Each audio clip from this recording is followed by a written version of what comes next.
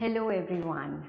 How does it feel to be in final? So you all are my CA finalists. In fact, just one step behind your goal, your aim. I wouldn't call it a dream because when we call it a dream, it actually becomes a dream. It is not our dream because dreams may be fulfilled, it may not be fulfilled, but this is your goal, this is your aim, and it has to be fulfilled. So it must be fulfilled.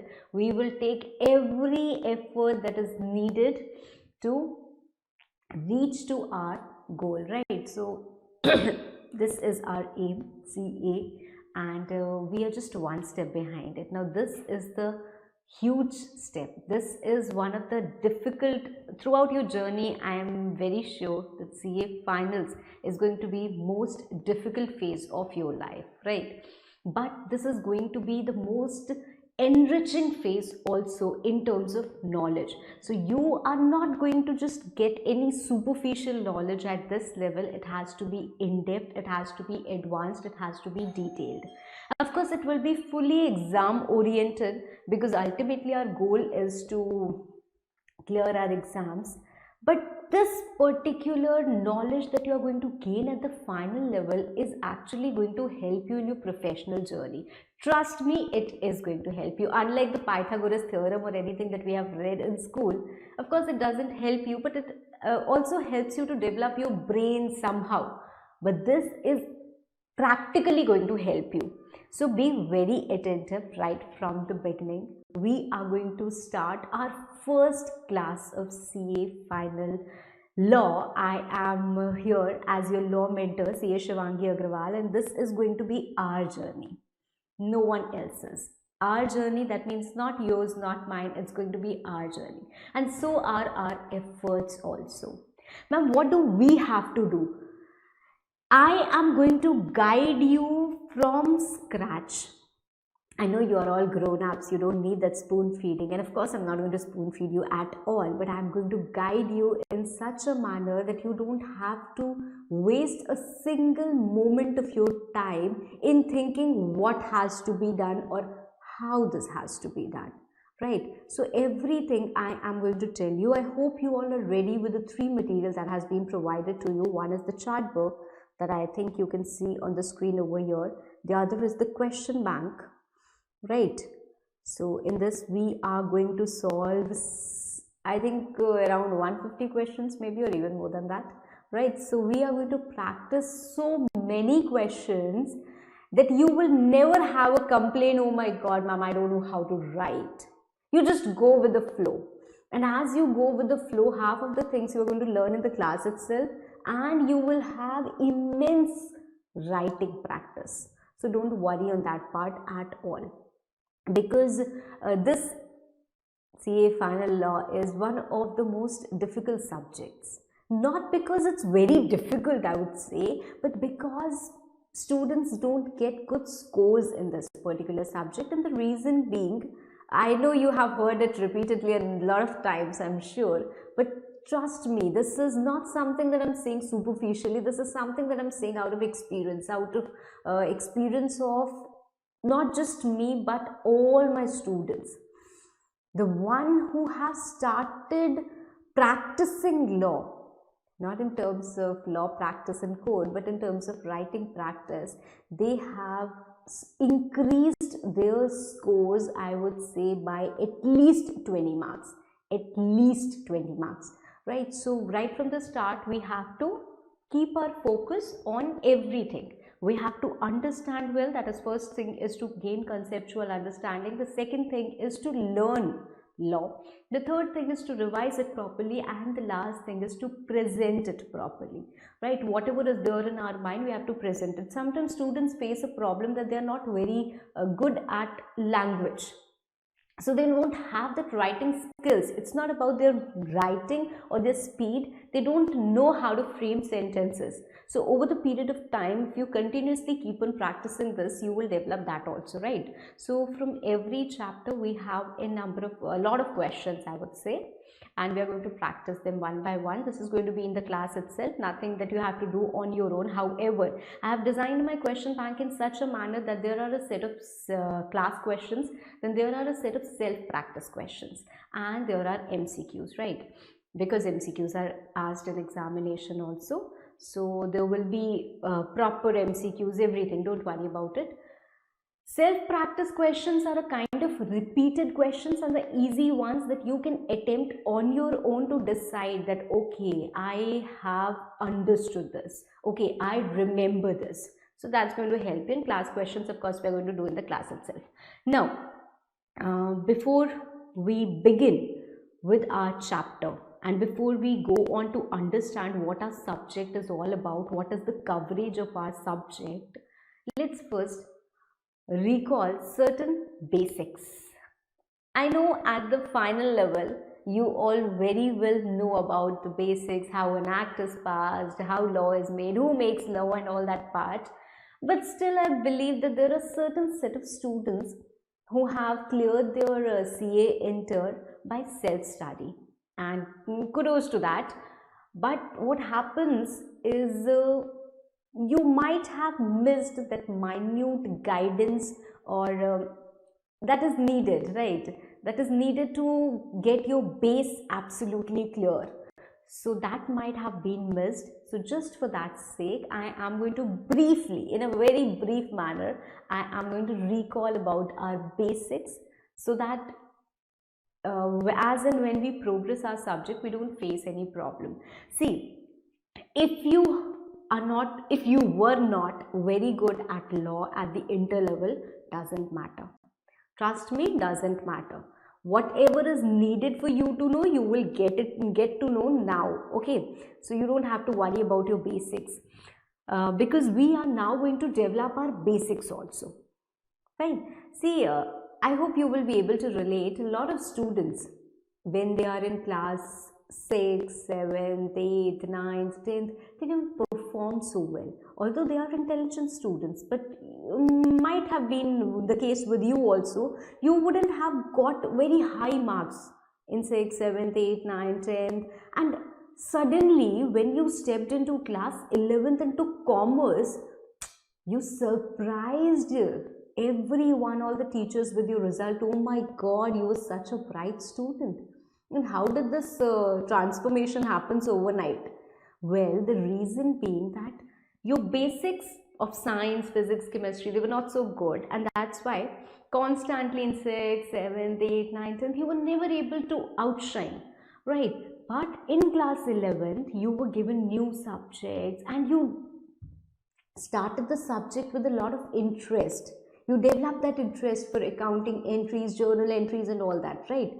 So you could perform well. The same is the case over here also. We are going to start a new subject, a new phase, a new journey.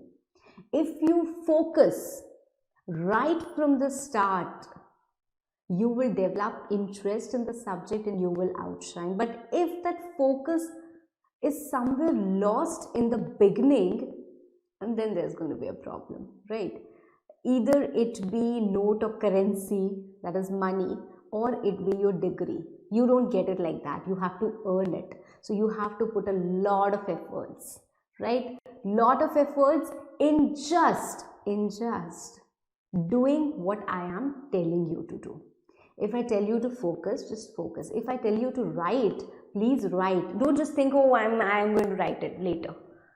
If I tell you to do a certain thing, please do it, right? You have trusted me, right? So maintain that trust throughout the journey, and I'm very sure success will be yours. You just have to follow what is being told to you, right? We are going to rock in exams, don't worry at all, right? We will not leave and we will just not leave any stone unturned, right? So we are going to put in a lot of efforts. Fine.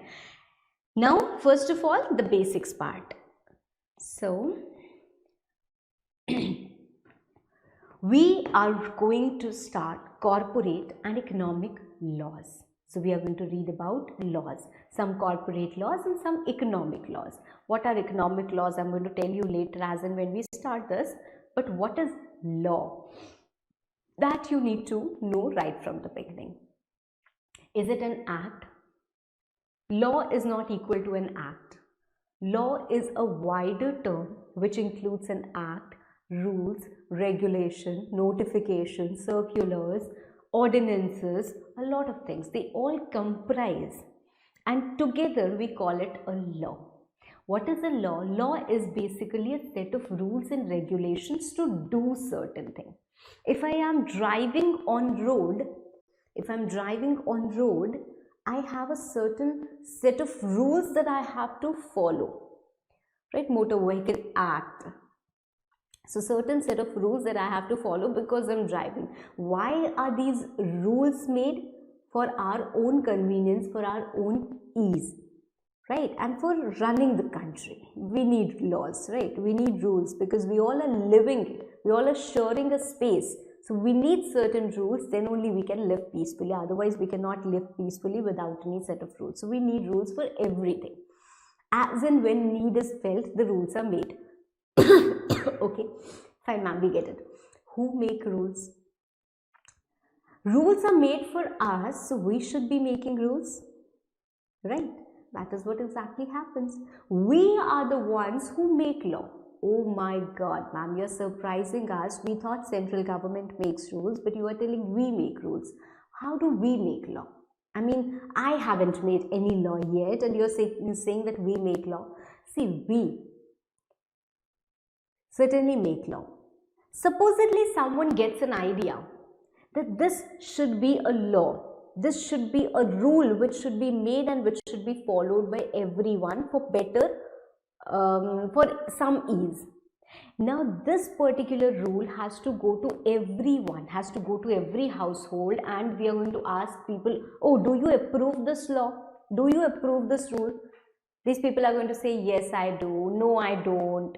And after that, out of that 130 crore people, we are going to count how many yes and how many no, and then we will decide that whether the rule is applicable or it's not applicable.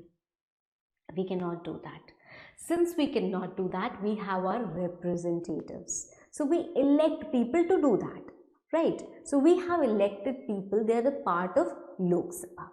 They are the part of Lok Sabha.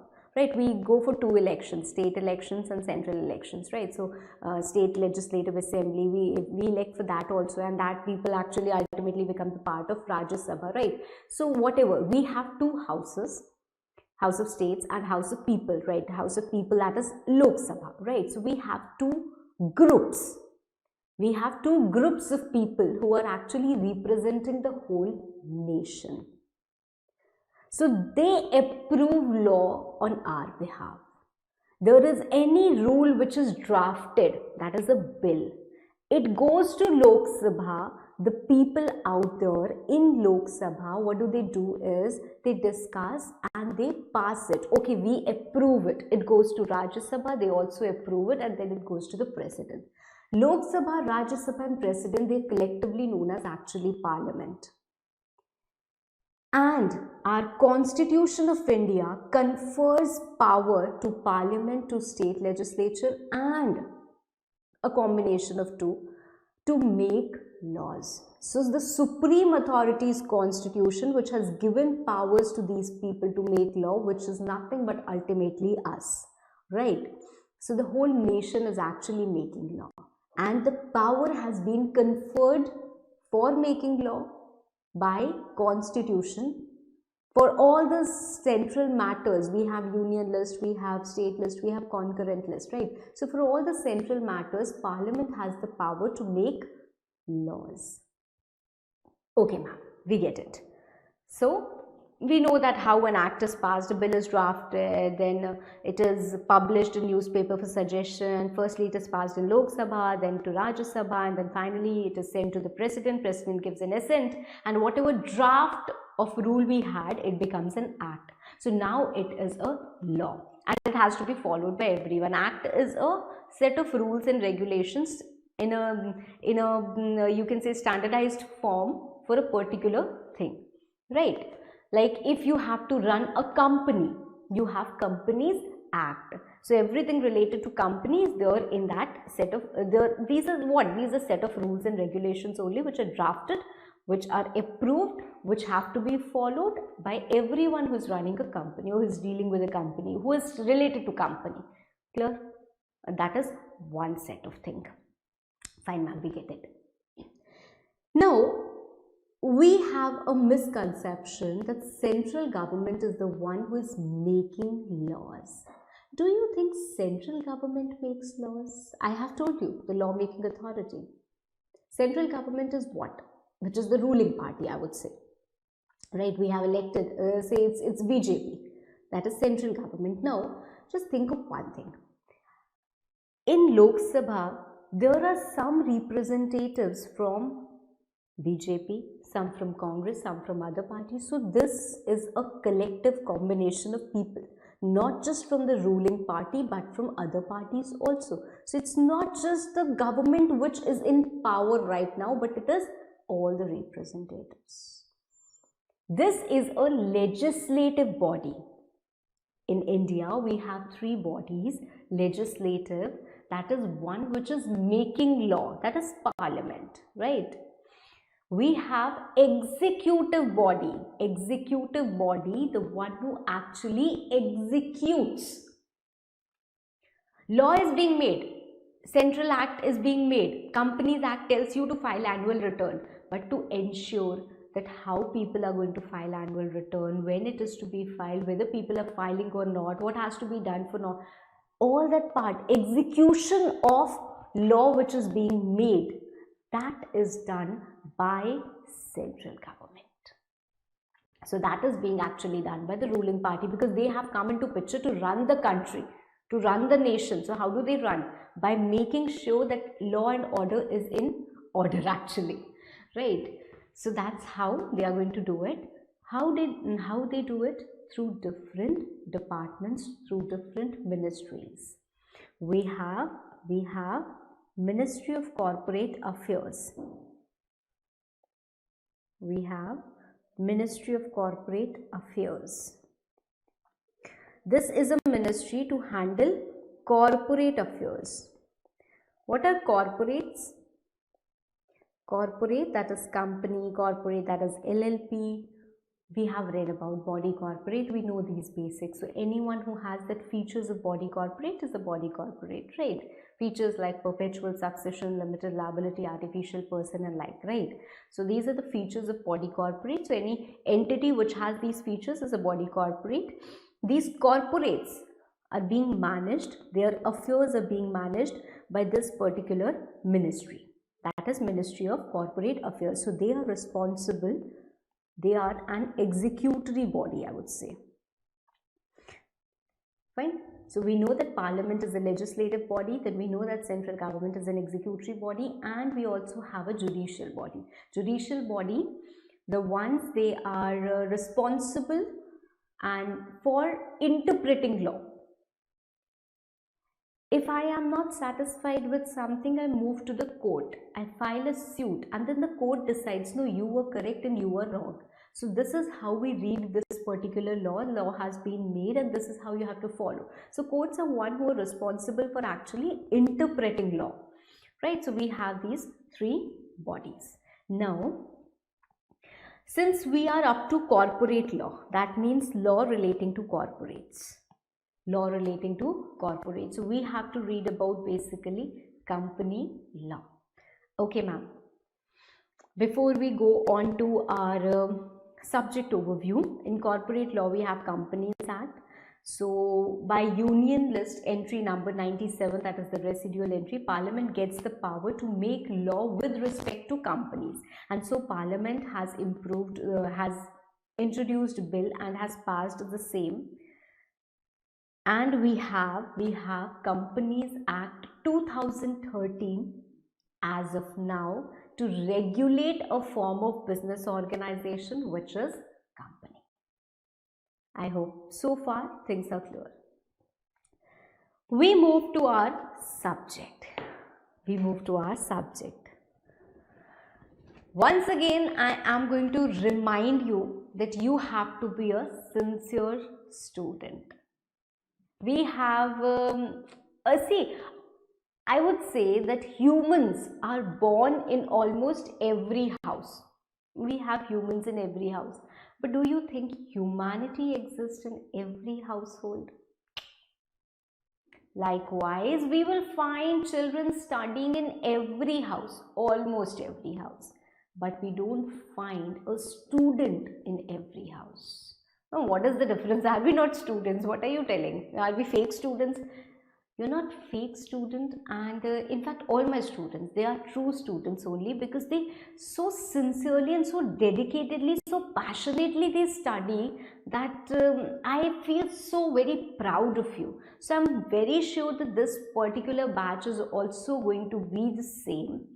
You are not going to focus on the problems, you're going to focus on the solution. You will not be irritated when you're unable to learn a particular thing. You will just continue your efforts. You will never stop. You will never stop. Right? I'm not trying to scare you for anything. This is actually, I would say, one of the most enjoyable subjects. I know it is very ironical. I'm sure you must have heard the opposite a lot of times, but trust me, this is only when you are involved in the subject. So once you're involved in the subject, you will have a lot of insights. Okay, what if this happens? What if that happens? I have, oh my god, I have, I would say, hundreds and thousands of queries with respect to that, and I have actually compiled that query in this particular batch. So before you generate that query, it will be answered. It will be answered, and I would say if you have 100 questions in your mind, 99 will be answered in the class itself. One question might be some unique creature of yours. So for that, you have my query mode and you can contact me for the same and it will be answered. Fine. But you have to maintain that focus throughout. I know in the first class there are a lot of irrelevant talks which are not related to the subject. Some students might not even like it. They would say, what is ma'am doing? Ma'am is not teaching. So this is the very first class. I want you to know me. I want to know you. Right. So we are going to sail on a boat which is going to last for a lot of time. Right. So we have to be comfortable with each other. We have to be comfortable with, you have to be comfortable with the way I am teaching you. Right. It will take certain time. So almost I would say 5-7 classes. When you watch it, you will understand that how this is unfolding, right? How you have to decide your course of action, right? How you have to match up to my pace, right? What things have to be done. So all that part you will be able to understand over a period of time only, not in the first class itself, right? Because there are a lot of things I will keep on telling you that do this, do that, and after a certain point of time you know what has to be done. So it's only learning with some entertainment also, because we need ups and downs in the class. We cannot be just too serious and boring all the time. Okay, so what is there in our subject? Corporate and economic laws. It is divided into two parts. Luckily, your course has been reduced by the institute. Earlier, at times, we could call it a lengthy one, but now we can't because it's actually not lengthy at all. One of the long acts, I would say, SCRA along with its rules, a lot of things were there in SCRA that has been removed. There is SURFACE that has been removed. So if you find SCRA or SURFACE in any of your books, in as any question in some past year, when you're solving some past year paper and you find that particular question, don't be afraid. So now what do we do of that? You click a photo of it and sell it on OLX. It is irrelevant to us now. So you cannot focus on what has been deleted, right? Now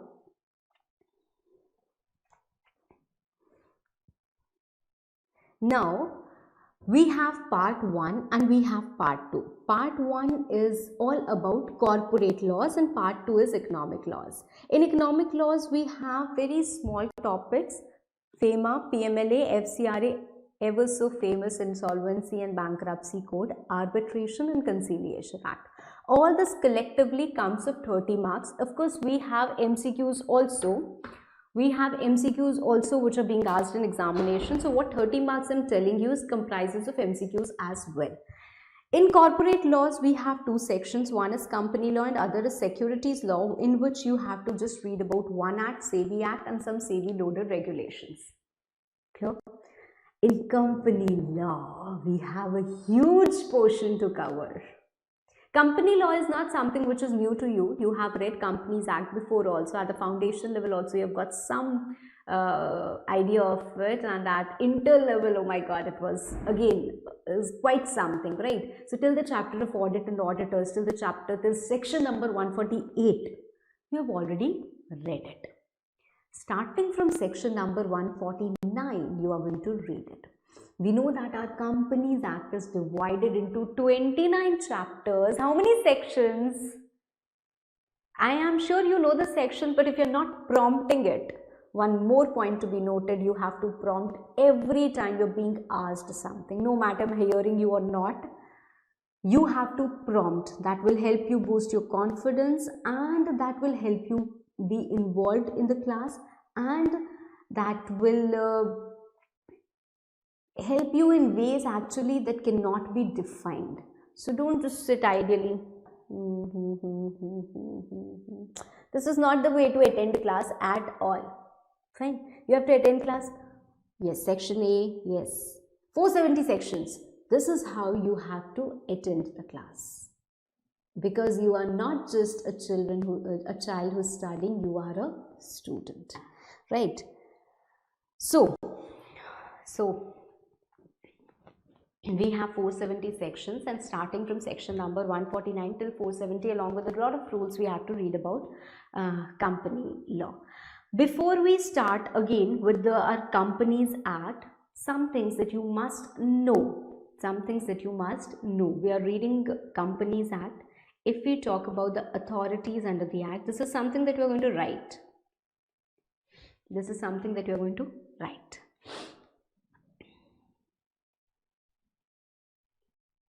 We have a central registry center, just like we have CPC in income tax, central processing center. So central registry center, if I want to incorporate a company in the state of Uttar Pradesh, I don't have to walk in anywhere to any physical office. I file my form of incorporation online in this mca.gov.in on this particular website. Where does my form goes? It goes to the central registry center. My company is being incorporated, and all my documents are sent to my ROC. That is the registrar of companies, which is going to supervise me. So in every state we have a registrar of companies. In 2 states we have 2 registrar of companies, that is in the state of Tamil Nadu and in the state of Maharashtra. Fine. So all my documents of incorporation are with ROC Uttar Pradesh. Now this is the ROC, that is Registrar of Companies, which is maintaining all records of the companies which are incorporated in the state of Uttar Pradesh, and all the filings I do over here only. So whatever I'm filing, it goes to this particular ROC. Clear? So that is one thing. Next we have is a regional director. At times you have seen that you need to seek permission from regional director. So it is supervising a set of ROCs, right? So it is according to region. So it is supervising a particular region. How many ROCs fall under that particular region? They are all under the supervision of regional director. Then we have NCLT and we have NCLAT. So these two are judicial bodies. We will read about its composition and all. Till now at the inter level you have just heard of NCLT.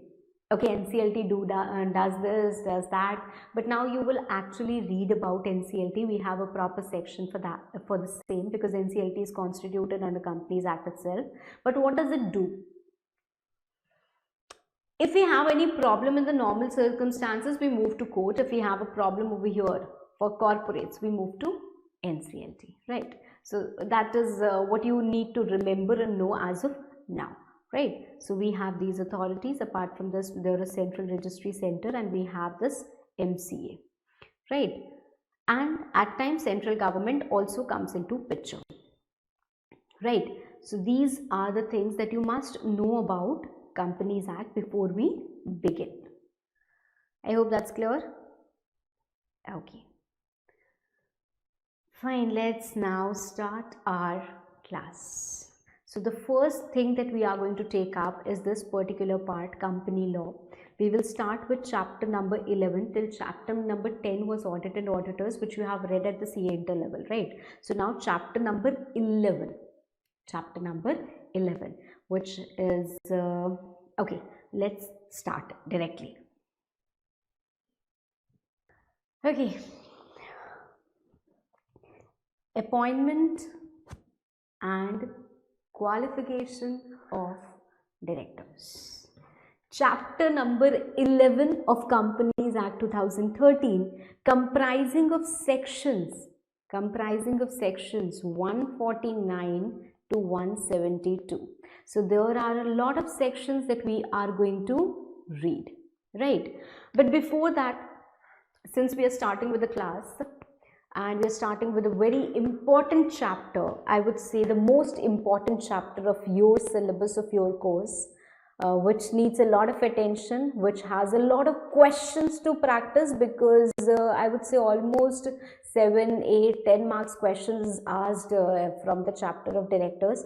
Directors does not necessarily mean this particular chapter. We have actually 3 chapters in a combination which can actually help you understand what directors is all about. So it's not just this particular chapter, that is appointment and qualification of directors, but also the next chapter, that is meetings of board, and the next chapter, that is appointment and remuneration of managerial personnel, right? So we have these 3 chapters in combination, but of course we are going to read one by one. So we will start with this particular chapter. Now, what you need to know is that you have to be handy with this chart book, you have to be handy with the question bank, you have to be handy with the main content book that I have given to you. See, if you look at the content book, it's designed in such a manner that you won't have any difficulty in writing answers, as they are simplified, plus they include all the keywords that are needed, right? So you will not miss out on any keyword, so that your marks are full. You can score the marks full on, that's not a problem, right? So we have the section summary of the whole chapter, right from section number 149 till section number 172.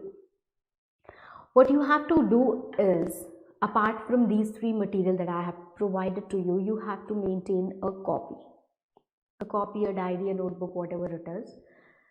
Because usually students ask me, ma'am, do we need to prepare any short notes? See, every student that prepares a short note for your own reference, for your exams, is commendable.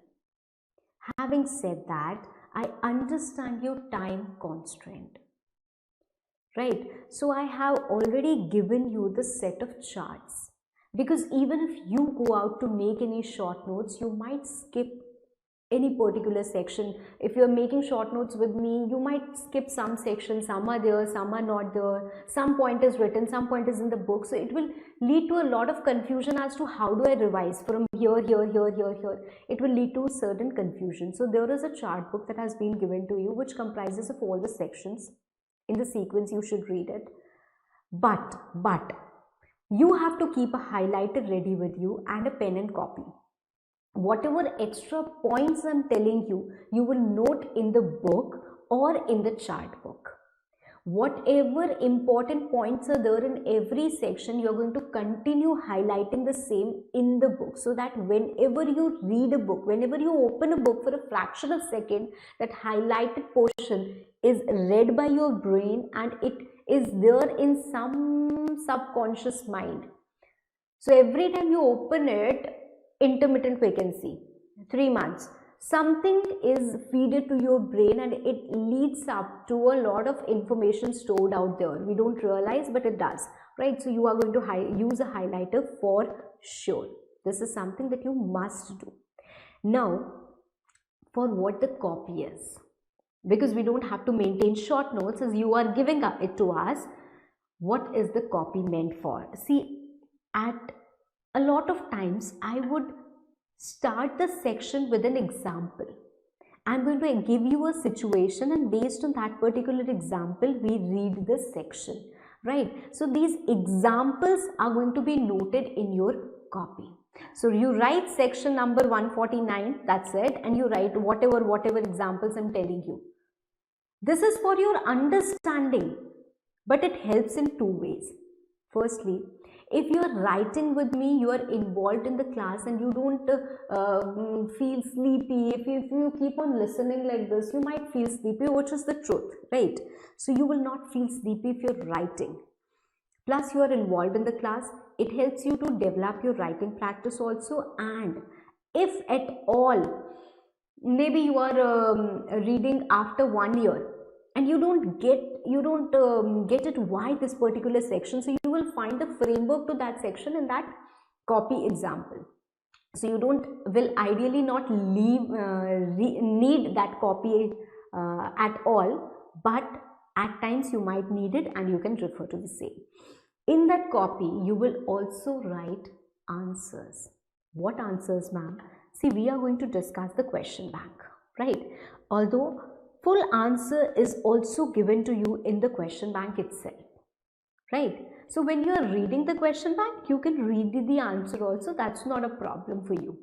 But for every question that we are discussing, you will write the same starting, right from the start. Why? That I've already told you. So we know that you know that importance of writing. So you have to write right from the start. Okay. So at the end of the class, when you're done with all the law videos, you will have 4 things ready with you. A book, that is a main book, in which you will have highlighted and extra content which is being noted. You will have a chart book for all the sections, of course, with extra content, if any, that you have noted. So these are going to help you in your last minute revision when you cannot read the whole book, right? The last minute revision is going to help you. And like that also, maybe if you decide to revise a chapter of directors and maybe you are traveling in a metro, right, you are going somewhere or you're doing something, so you can carry the chart book. That's going to be handy. Or maybe you can keep it in your phone, that PDF, right? You can just scroll through it and you will be able to grasp all that crux that is needed, right? All that provision part that is needed, because you don't need that fancy language to decorate that provision. That is there in your mind, and that anyway you will put it in your own words only. But that crux that you need for every section, that you will find in the chart book. So that's going to be helpful in your handy revision. And of course the main book is there. Plus you have a question bank, which is a set of all questions which are being asked in examination, all set of institute questions. So a good set of questions that you have, plus your rough copy, right? So you will have these 4 things ready with you at the end of the class. Okay, now let me start. We are starting with appointment and qualification of directors. First thing that you need to know is who is a director, because we are appointing or we are discussing about qualification of directors. Who are directors, right? Directors, the definition part is given in section 2 clause 34. So section 2 of Companies Act 2013, we have the definition given. Now when I am saying section 2 clause 34, and when I read the first section, I say section 149 subsection 1. Why this is clause and this is a subsection? Subsection part is interconnected, clauses part is independent. We have more points of differences. How do we identify? This is something that I've told you. Maybe you're reading a new act and you want to identify whether I should refer it as a clause or whether I should refer it as a subsection. I have a video on YouTube. You can watch the same, right? Beautiful differences have been identified in that particular video. Now, Directors, the meaning, or I would say the definition, it's not exactly the meaning, you strike it off, you say the definition is given in this section. It does not tell us the meaning exactly. To understand the meaning, we move to this particular part, the need for directors. Why do we need directors? Company is an artificial person. It cannot see, it cannot hear, it cannot speak. So supposedly this is a company and this is one such person who comes to the company. And this person asks, company, you have been manufacturing heavy machinery. So I want a machinery that weighs 500 kg. I want a heavy machinery.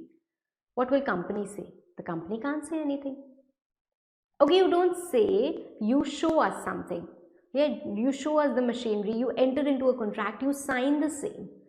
Can company do anything? No.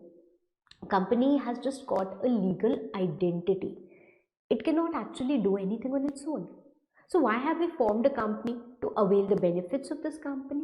So how do we run this company? We have a business going on in the name of this company. How do we run this business? To run this business of company, we need certain people. Okay, ma'am? I have formed this company. And we all know that we can form a private company with just 2 people and a public company with 7 people. Supposedly, I have formed this particular company with one of my friend. So we are 2 and we have formed a private company. Can we? Yes, ma'am. So we have started a business in the name of company to enjoy the benefit of limited liability, perpetual succession, separate legal entity and all that. I am going to run this business. Fine, ma'am. If you are free, if you have that expertise and you can do it, go ahead and run this business, not a problem. That means I am the member of this company, I am the shareholder of this company and I am running this company. That means, ma'am, you're trying to conclude that shareholders run the company? They can. Why not? They can. That means, ma'am, Reliance Industries Limited, I am the shareholder. Tomorrow I'm going to attend their all meetings and I'm going to enter into contracts on their behalf because I am the member, I am the shareholder of that company. Can I? No. Why? Because too many cooks spoil the broth. If you allow all the shareholders, they're not ultimately owners of the company, although we call them as owners, but they're not ultimate owners of the company because company is a separate legal entity. No one can own that particular company. You can invest in that company. So ideally, they are investors only. Fine. All the investors, right? All the investors, if they come together to run a company, the company will nowhere go.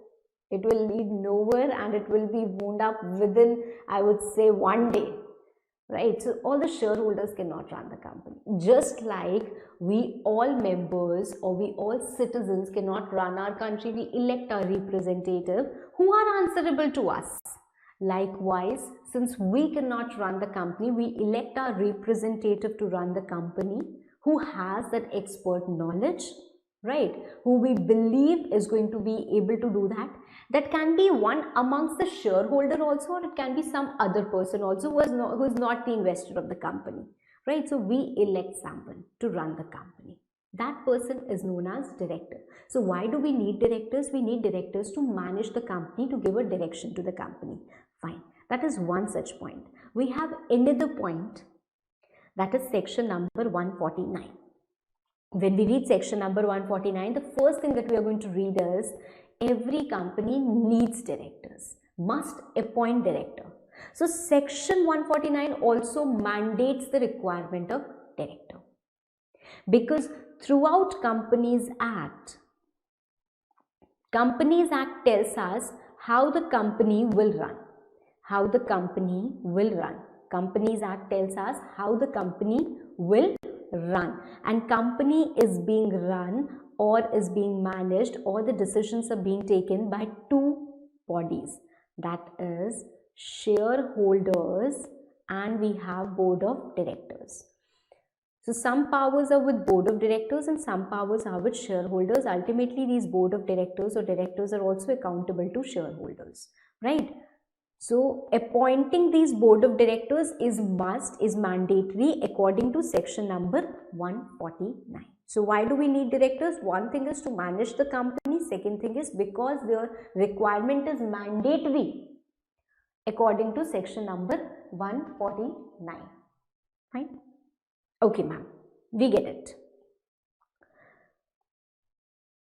Why directors? We get it.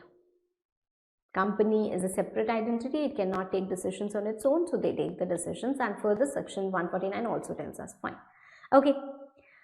What is director or who is a director? Directors are the person who manage the company. See, I would say if I am teaching, I can call myself a teacher. Yes, ma'am. Who else are you? You are a teacher only. Okay, fine. If I am driving, can I call myself a driver? Yes. So if I am giving directions, if I am directing something, can I call myself a director? Not under Companies Act. I come to the company, I give them directions, do this like this, do this like that, but still I will not be a director unless I am appointed as a director to the board. Strike it off and write to board. Director means a director appointed to board. This is the keyword in the definition of director. If at all ever you write, although this question should not be asked in examination ever, but if at all some point, some slightest point is asked, what you have to keep in mind is appointed. Anyone who is not appointed is not a director. Fine. No matter what work he is doing. If he performs all the functions but is not designated as a director, he will not be a director.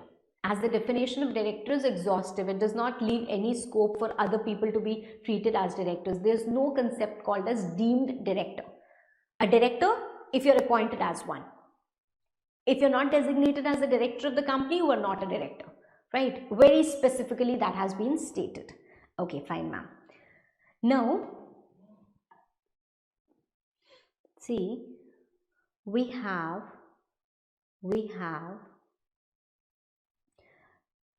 1, 2, 3, 4, 5, 6, 7, 8, 9, 10, right. There are 10 people sitting on a round table.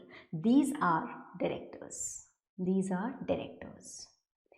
This particular person is a director and they are collectively directors or board of directors or board. So one individual person does not have any power. Collectively they have power.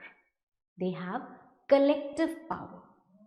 That means if I say I have formed a company and I am going to be the director of the company along with my friend, I cannot take decisions individually. Together we can take decisions. So we together means board. In one person company, if there is just one director, that one director is the board also. So he can take decisions. So one individual director does not have any power. It is the collective body of directors who have this power. Right? I hope that's clear. Okay, great. So we know, we come back to our chart. We know the definition. We know the definition. We know the need. Who can become director? Someone who is not disqualified under section 164 and holding DIN. Just like we need license to drive, we need PAN to file our IT returns, we need DIN, that is director identification number, to become a director. Okay. I'm just giving you an idea of all this. You don't have to remember all this right now. One more important point, that which section numbers do I have to remember, ma'am? Do I need to remember all the section numbers? So I'm not going to tell you right now, because right now our focus will be to feed in all the section numbers, but at every chapter end I'm going to give you a list of important section numbers that you have to remember from examination point of view. Right, so these section numbers you have to keep in mind, no doubt, whatever happens, right? Okay.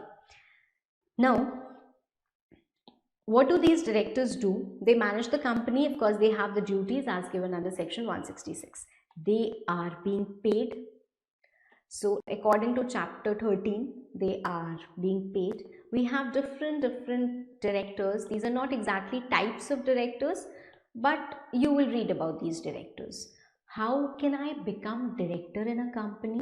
I can file my own candidature also, or someone can refer me. How do I leave the company? I can resign, I can be removed, I have to vacate the office, right? So chapter appointment and qualification of directors, consisting of these many sections, read with this rules. Act is being made by parliament, so act is also amended by parliament. That means we need to have an amendment act which is going to amend anything or change anything given in the act.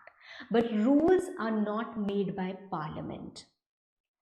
Rules tell us how a particular thing has to be done. So it's made by the Ministry of Corporate Affairs. So these are easy to be changed and you can always bring in new rules. That's not a point, right? So we have these rules which we have to read, right? Together with the sections. Clear? Okay. Now, before we begin with our first section, one more point and an important point that you must know, that is executive directors and non-executive directors. The two types of directors which you must know about. Now, executive director are the ones who are in whole-time employment of the company. Who are in whole-time employment of the company means, ma'am, what? The one who give their heart and soul to the company. The one who are employees of the company. There is a company. I have hired this person to manage the company, right? To fulfill the duties of being a director, and I have appointed this person as a director, right? This person is working full time in this company only. So he is an executive director. He is the employee of the company. Since he is the employee of the company, he will also get salary. Just like we have Mr. Ambani in Reliance Industries. He is in fact the managing director of the company. So if he is the managing director of the company, he is managing company full time. He is an employee of the company. He is being paid for being the managing director of the company. Right? You get my point? So Mr. Ambani, or as of that matter, any executive director will have immense knowledge about the company. He will know the company, he will know the affairs of the company, what is happening in the company, what is not happening in the company, because he is there all the time. He's there all the time. Then we also have some non-executive directors. Say for example, I have to make an animated video. How many of you are good at animation? Well, these days the young generation, they are filled with a lot of qualities. So you might also be very good at animation, and I want an animated video. This is not something that I needed regularly, so I haven't hired any employee for the same. Okay. So I go for a freelancer. So I take help of that freelancer, and am I not paying that freelancer? Of course, I will pay that freelancer also, because I've asked for an animated video. They have given me some input. So I will pay to that freelancer. It's like that only. Non-executive directors are not employees of the company. They are not employees of the company.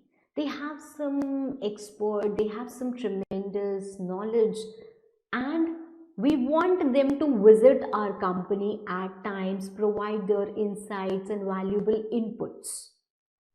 So they are not employees of the company, but since they are coming to the company, they are attending meetings, they are providing us good insights, they are supervising the company, they are giving advices, we pay them also. We pay them also. Fine. So The directors who are in employment of the company, they are called as executive directors. They have in-depth knowledge of affairs of the company. They are in whole-time employment. They're connected with anything that is related to the company, all the day-to-day affairs. Example, managing director or whole-time director. Fine. Non-executive directors or non-executive directors who are not in the employment of the company. They have diverse experience, independent perspective and knowledge. They bring all that to the company. Of course, they are not appointed to work full time, but they are also being paid. We cannot call it a salary because we pay salary to our employees, so we actually give them commission. It is also a kind of salary only that we are giving, but we don't name it as salary. We even give a profit share commission, that because of your insights a company is growing, right, we are earning profit, so we will give you some part of it, that also, right. So we will read about what salary, what commission, what is given to whom, all that part later. But right now what is important for us to know is that there is a classification between two types of directors. Anyone who is appointed as a director may be an executive director, may be a non-executive director, right.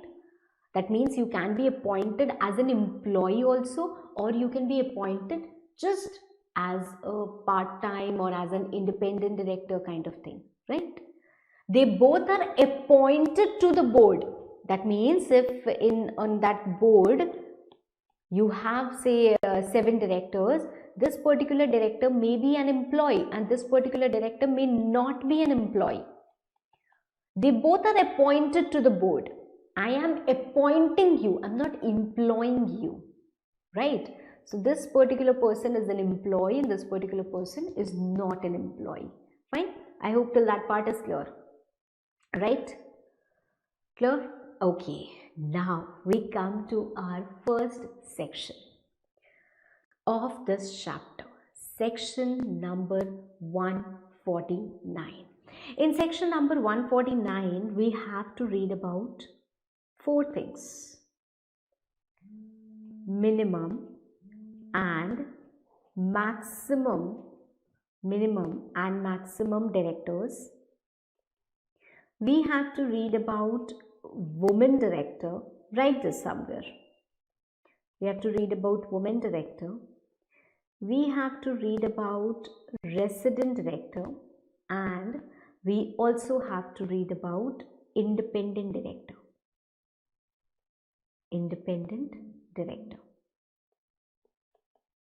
Okay, so we have to read about these 4 things in section number 149. Clear? 149, subsection 1. You don't have to remember the subsections. I'm making it clear right from the start. A few subsections are very important, which I will mark in the class, and that you have to remember. Okay, fine, that is clear. But the initial subsections, no, I'm very sure you will be able to learn it. So by the end of the class, you will know that, okay, section 149, subsection 1 is about this. The initial classes, there is a quality about these initial classes that you learn everything in the initial classes because you maintain that focus. And after that, when you lose that focus, you will not be able to learn, or there is already so much thing feeded in it, right? So for that, I'm also going to give you a tip later on, fine? Okay, now, section 149. The first thing that this section tells us, that every company must have directors. Okay, ma'am. Those directors, or say for example, this is a company. It is an artificial person. The company cannot manage on its own. So we need people to manage it. Now, the shareholders of this company can also be the directors, right? That is something that we have established. Now, say this is another company. This company is a shareholder of this company. Is it possible? Yes, ma'am. Why not? A company may become a member of another company. A company may hold shares of another company. right? Say there are two Reliance Group, Reliance Industries, or maybe Reliance Petroleum. The two companies can hold shares of each other, not of each other, rather I would say there is a possibility, right? One company can hold shares of another company. No. So this is a company and this is another company. This company holds shares of this particular company. And or let me make it on paper. It's going to be more clear to you. This is a company. There are two shareholders of this particular company. Another company, let's say this is ABC Limited, and we have another company that is PQR Limited, and there is Shivangi, who is also a shareholder. There is someone known as Vishal, who is a shareholder, someone known as Siddhi, who is a shareholder, and likewise, right? So we have four shareholders of this particular company, say for example. Okay, ma'am. Now, I said that I will also be the director. I am going to be the director of this company. Fine, they all agree. And this company said that I will also be the director of the company. That means this artificial person cannot be managed by its own, so we are hiring another artificial person to manage the company. You think it is going to be worth it? Not at all. Certainly not, right? So we cannot hire another artificial person to manage another artificial person. That's why the first thing that we establish over here, that we can appoint only individuals as directors. So every company must have directors, and the directors will be individuals only. The second question that comes to our mind is, ma'am, how many directors? How many directors do we need to appoint? So we have minimum and maximum, both, that is given in section number 149. Minimum 1, 2 and 3. This is probably something that you all know. In case of one OPC, you need one director. In case of private company, you need 2 directors, and in case of public company, you need 3 directors. A company can be formed in these 3 ways only. Section number 3 of Companies Act 2013 tells us that. So minimum, this is the requirement of directors. Now some students have a confusion in mind that, ma'am, in case of one person company, just like there is minimum 1 member and maximum 1 member, there is minimum 1 director and maximum 1 director, which is incorrect. Minimum 1 director is fine, but maximum 15 directors for all types of companies. For all types of companies. So my question to you is, ABC Limited can appoint how many directors? Ma'am, 15. ABC Private Limited can appoint how many directors? Ma'am, 15. ABC Private Limited OPC, how many directors? 15. So it is going to be 15 directors maximum in all the cases. Now imagine, I am a company which has expanded all over India, a lot of expansion is going on, and I need more directors on board. I cannot function with 15 directors. The Act tells us, puts a limit of 15 directors because too many cooks spoil the broth, so we cannot have a lot of directors. They will only quarrel and they will not come to any conclusion. So we need limited set of people who are going to manage and direct the company. That's why Companies Act has put an upper limit also. But it is not, the limit has not been prescribed to prevent us from expanding ourselves. So in case we need more directors on board, we can appoint more directors. How can we do that? Go and ask your members. Go and ask your members. So if you want to appoint more directors, what you have to do is actually pass special resolution. You go to your members, you ask them, can we appoint more directors? Ultimately, members are the one who elect directors, so they are the ones who appoint directors, but we have to ask them, can we appoint more directors? The members say yes. How do the members say yes? Supposedly there are 200 members and 120 members say yes. Can we say that we have got the permission? No. In this case, we need special permission, that is, we need special resolution, which is about 3/4 majority. What is 3/4 majority? The votes in favor must be greater than or equal to the votes in against. Fine. So it's not about how many members are there, it's about how many members are present and have voted. So out of the total votes that are received, we count how many votes are in favor. If they are more than or equal to the 3 times, if they are more than or equal to 3 times of vote against, then we can say that yes, special resolution is passed. This is not something new that I'm telling you, that's why I'm quick. Now, we know that the limit is 15 directors, but this limit can be increased if we ask our members and they pass a special resolution. So minimum number of directors 1, 2 and 3, maximum number of director 15, but this can be increased if we go on to pass a special resolution. I hope that's clear. Fine ma'am. So first thing, individual director appointment is must. Individuals are going to be appointed, minimum this and maximum this for all the companies, and every company shall have board of directors consisting of individuals as director. Thus any person other than individual, like a body corporate, firm, association of persons, cannot be appointed as director. Fine. Okay ma'am, great, we get that. The first proviso. Now there is a word called as proviso. You must know about it because we are reading law. The whole act is divided into different chapters. Every chapter has a heading, and in one chapter you have some set of sections. They all have marginal headings also. The headings give us an idea what the section comprises of, right? To refer to an act, we need this classification. Supposedly, I want to look for a provision with respect to auditors. I know that I have a chapter of auditors. I can go there. I can see the marginal headings of the section and I can identify, okay, I have to look in this particular section. I will get my answer, right? So, for reference, it is divided for our own ease.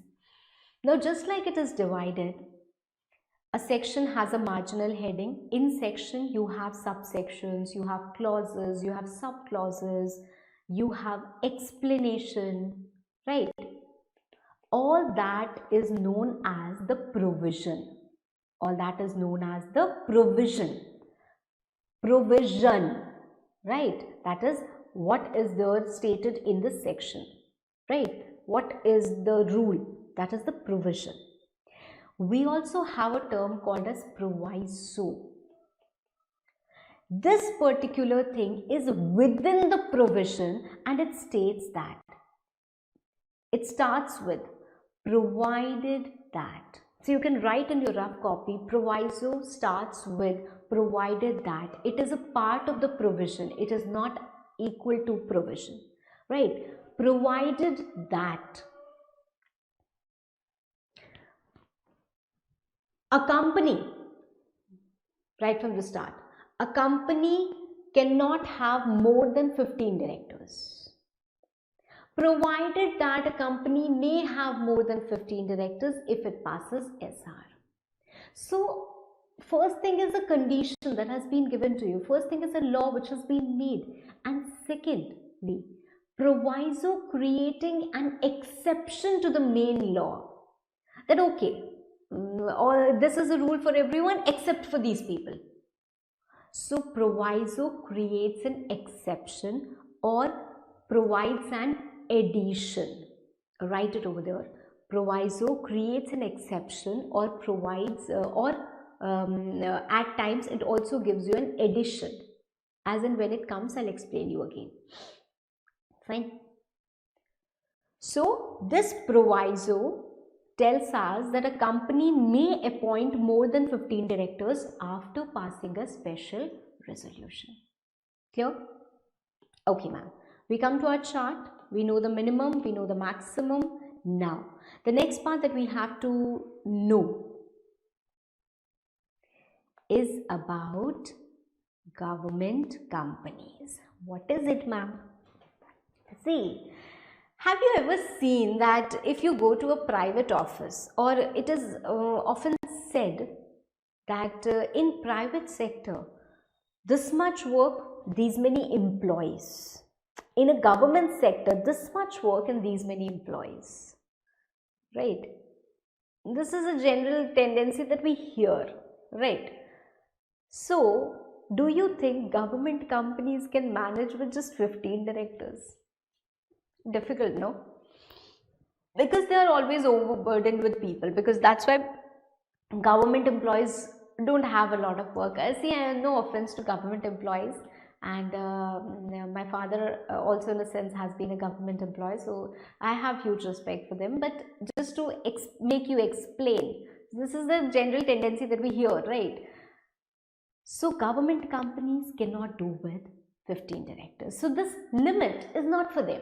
We said, okay, you are a government company, no, you can hire up to 50 directors, not a problem. I don't have to pass special resolution, no, you don't have to do anything. That means the limit of 15 directors or its SR increase, whatever it is, all that part is not applicable to government companies. Plus, it is also not applicable to Section 8 companies. Ma'am, what are Section 8 companies? Right over here. What are Section 8 companies? They are not for profit companies.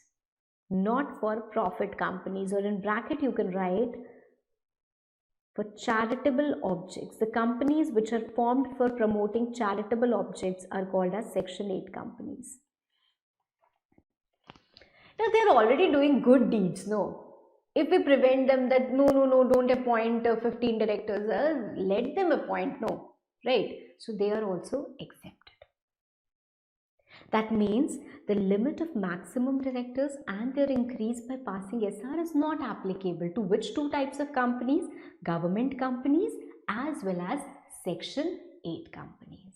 Government companies as well as Section 8 companies. Now, provided, so this is again creating an exception kind of thing, provided they have not committed default. What type of default, ma'am? See, we have two sections, Section 92 and Section 137.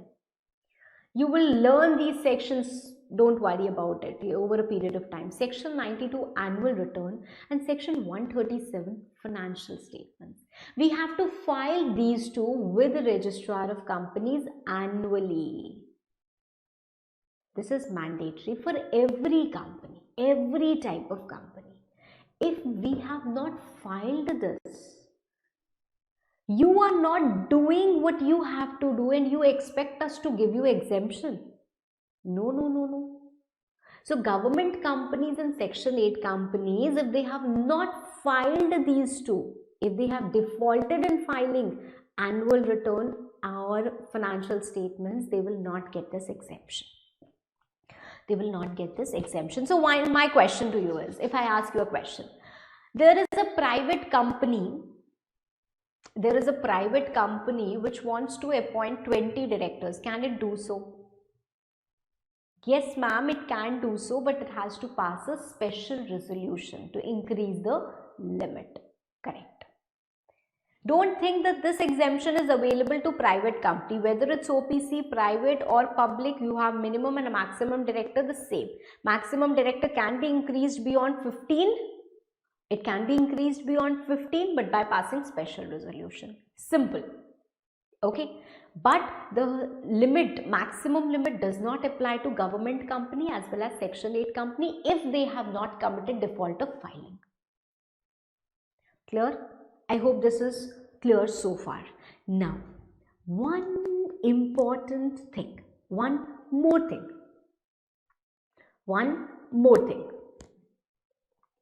Okay, supposedly, or let's go to our first question and we will be able to understand it over there better. But before that, one framework I am giving to you. This is a company. Let's say this is a company. The articles of association of this company tells us maximum directors that may be appointed in this company is 8. 1, 2, 3, 4 and 5, 6, 7 and 8. So there are already 8 directors appointed to the board of this particular company, and the maximum directors that may be appointed according to the articles of association is 8. So the law, that is act, tells us that maximum can be appointed as 15, but articles of association tells us 8. Is it contravention of law? No. Why? Because if I'm appointing 8, law says I can appoint maximum 15. I'm appointing 8 only, so I'm not contravening law, no. Right? Our articles have to be within law. Within what is, it does not have to contravene the provisions of Companies Act, so this is something which is allowed. Okay, fine now. Now supposedly, I have to appoint one more director. The company has to appoint one more director. That means the total number of directors after new appointment will come out to be 9 only. According to section 149(1), I can do so, not a problem. I don't need any SR for this. But because my articles of association tell me that I can appoint maximum 8 directors only, for this also I need to pass SR, not to for this purpose, but to alter my articles of association. I can change any clause that is written in the articles of association by following the provisions of section number 14.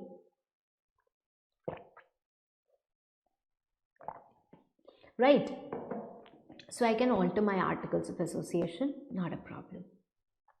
This is something that I have given you an idea, I have given you an overview. Now let's have a look at our first question of the question bank. First question. Okay.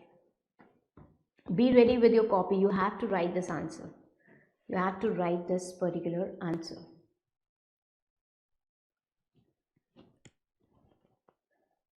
I'm reading the answer straight away. The Articles of Association of Rajasthan Toys Private Limited, okay, provide that the maximum number of directors in a company shall not exceed 10. So AOA tells us that maximum directors are going to be 10. However, Act, that is section 149(1) tells us that maximum directors can be 15. Presently, the company has 8 directors only. So it is well within the limit of articles as well as the Act. Its board of directors desire to increase the number of directors from 8 to 16. 8 to 16, that means beyond this also. Advise whether under the provisions of Companies Act the board can do so. So this is a question which has been given to you, and supposedly this question comes with 3 marks in examination.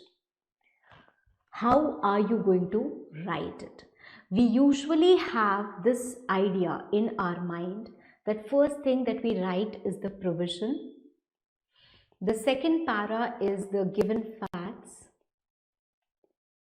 The third para is going to be analysis or comparison, and the fourth paragraph is going to be conclusion. Case study, we write this way. Now once again I am going to repeat this, and I am going to tell you this, that we are not given marks or allotted marks on the basis on these 2 points. We are being awarded marks for the provision and the conclusion, so you have to maintain your focus on these 2 only. This is just to connect your answer. Fine? This is just to connect your answers. So we come back to our question bank. See, first of all, we are going to state the provision. What is the provision? Under section 149(1) or according to section 149(1) of Companies Act 2013, I'm sure you are writing right now. If you're not writing, please focus on the same.